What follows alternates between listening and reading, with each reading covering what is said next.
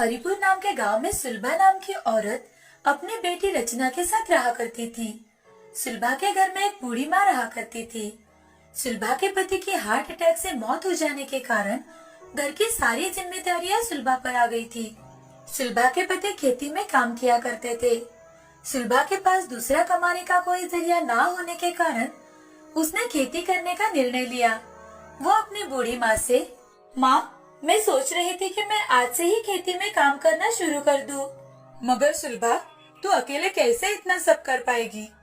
माँ, मैं अपने हीरा और कल्लू के साथ खेती का काम आसानी से कर लूंगी। अब मेरे पास पेट भरने का कोई दूसरा रास्ता भी तो नहीं है।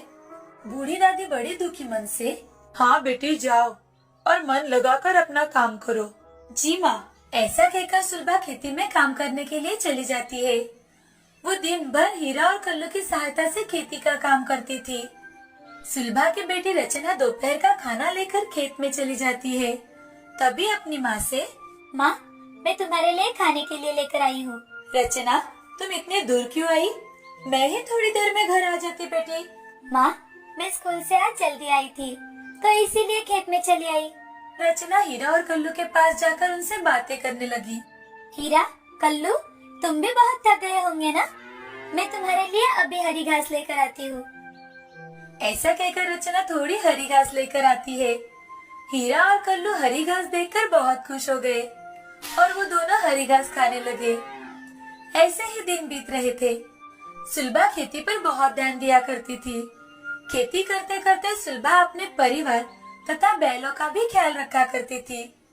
ये देख हीरा और कल्लू बहुत खुश थे।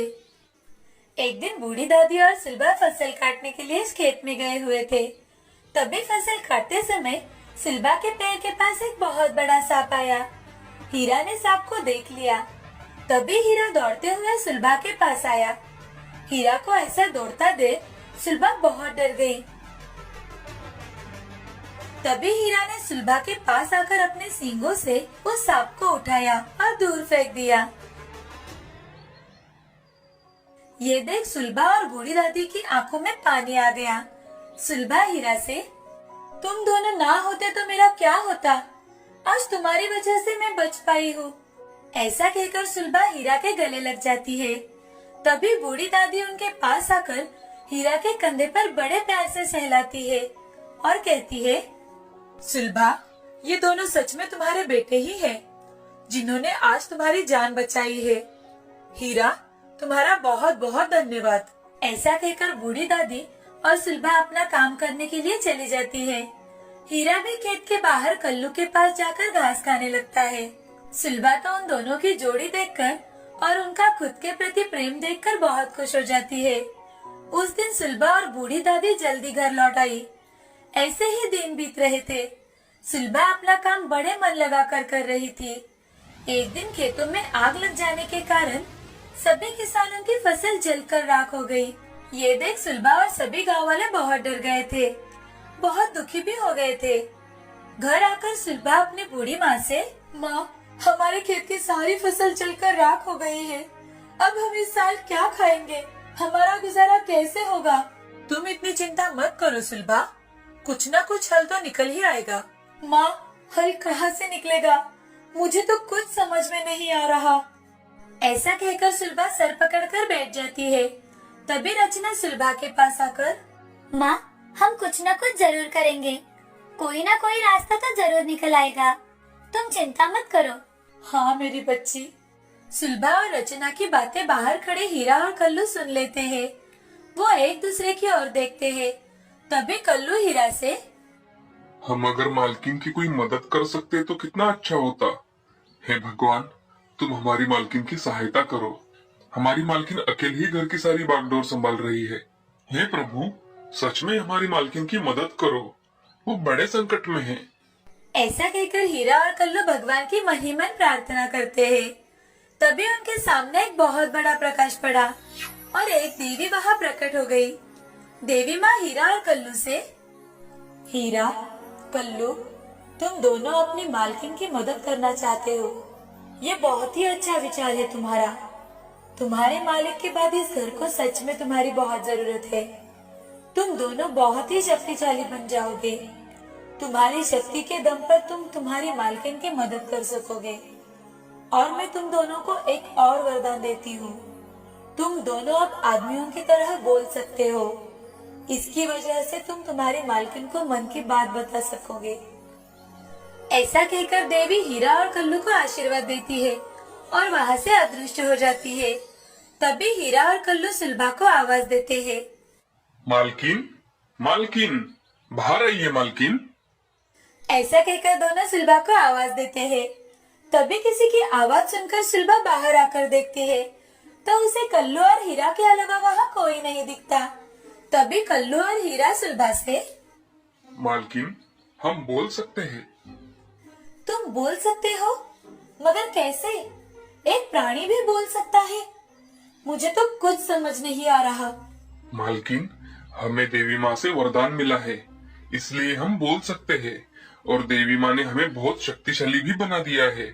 अब हम बहुत शक्तिशाली बन गए हैं और अब हम आपकी हर तरह की सहायता कर सकते हैं। मुझे तो मेरे कानों पर विश्वास ही नहीं हो रहा कि ये सब सच है। ये सब सच है मालकिन। ऐसा कहते ही सुलभा दोनों की पीठ बड़े प्यार से थपथपाती है। उन दोनों के कंधे पर हाथ फेरकर सुलभा घर में चली जाती है। वरदान की वजह से हीरा और कल्लू आज बहुत खुश थे। अगले दिन हीरा और कल्लू को घास डालने के लिए सुलभा आती है। तभी हीरा सुलभा से, मालकिन, इस साल की प्रतियोगिता में हम दोनों भाग लेंगे और जीतेंगे भी। आप वहाँ जाकर हमारा नाम देकर आइए। वो प्रतियोगिता बहुत खतरनाक होती है हीरा, मैं तुम दोनों को खतरे में नहीं डाल सकती। मालकिन, हमें इससे कोई तकलीफ नहीं होगी। हमारे साथ देवी माँ का वरदान है और आपको इससे थोड़ी मदद हो जाएगी। ठीक है, तुम दोनों कहते हो तो मैं नाम लिखवा कर आती हूँ। ऐसा कहकर सुलभा वहाँ से चली जाती है और प्रतियोगिता में दोनों का नाम लिखवा कर आती है। 2 दिन बाद प्रतियोगिता होती है। प्रतियोगिता में गांव वालों के साथ साथ आसपास के गांव वालों के बैल भी शामिल थे। उसी प्रतियोगिता में हीरा और कल्लू दोनों भी शामिल हो जाते हैं। सभी अपनी अपनी गाड़ियों के साथ प्रतियोगिता में हिस्सा लेते हैं। सुलभा भी हीरा और कल्लू के साथ अपनी गाड़ी लेकर आती है। प्रतियोगिता में सुलभा के बैल पहले नंबर पर आकर जीत जाते हैं। सुलभा और गांव वाले बहुत खुश हो जाते हैं। सुलभा को प्रतियोगिता का इनाम 20,000 रुपए दिए गए। सुलभा अपने बैलों के साथ घर लौट आती है। बूढ़ी दादी माँ हीरा और कल्लू की आरती करती है और उन्हें अच्छे अच्छे पकवान खाने के लिए देती है। ये देख कल्लू। दादी माँ, आपने इतना सब हमारे लिए किया। आज तुम दोनों ने प्रतियोगिता जीतकर हमें बहुत मदद की है, इसीलिए। हाँ माँ, आप सच कह रही है। ये दोनों सच में मेरे बेटे ही है। रचना के पिताजी जाने के बाद मुझे इनका बड़ा सहारा मिला। मालकिन, ये आपका बड़प्पन है जो आपने हम जैसे जानवरों को बेटा बनाया। ऐसा कहकर हीरा और कल्लू उनका खाना खा लेते हैं और आराम करने चले जाते हैं। सुलभा भी 2 बेटे मिलने की खुशी में बहुत खुश थी। आज सुलभा को रचना के साथ साथ जीवन में 2 बेटे और मिले थे। वो भगवान से हाथ जोड़कर, हे भगवान, आपने मुझे इतने अच्छे बेटे दिए हैं कि मैं आपको बहुत बहुत धन्यवाद देती हूँ। मैं हमेशा आपकी आभारी रहूंगी। ऐसा कहकर सुलभा भगवान के सामने हाथ जोड़ती है। अब हीरा और कल्लू की सहायता से सुलभा अपने कठिन से कठिन काम कर लिया करती थी। उन दोनों की सहायता से सुलभा अच्छे से जीवन बिता रही थी। इसीलिए दोस्तों, प्राणी भी हमारे जीवन का एक हिस्सा है।